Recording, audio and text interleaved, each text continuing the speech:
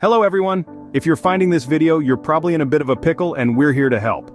But before we start, do us a favor and hit that like button and subscribe to our channel. This way, you won't miss any of our helpful content. Alright, let's jump right in.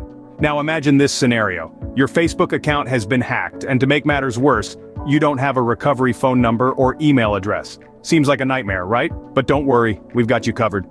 Here's a step-by-step guide on how to recover your hacked Facebook account. Step 1. Open the Facebook login page. If you can't access your account, click on Forgot Password. This will lead you to the Find Your Account page. Step 2.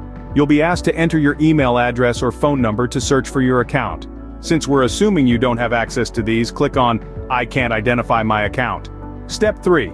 In the following page, you'll need to provide as much information about your account as possible. This could include your full name, a friend's name, or the name of a group you're in. The more information you provide, the easier it will be for Facebook to verify your identity. Step 4. Once you've filled in the information, click on Submit. Facebook will then review your information and get back to you. Step 5. If Facebook can verify that you are the rightful owner, they will give you the option to set a new password. Make sure to create a strong password to prevent future hacking. Remember, it's always important to keep your account secure. Regularly update your password and never share it with others. If you're finding these steps a bit too challenging, don't stress. We've got links to professional assistance in the video description and pinned comments. They'll be more than happy to help you recover your account. To wrap up, if your Facebook account has been hacked and you don't have a recovery phone number or email address, don't panic. Follow these steps.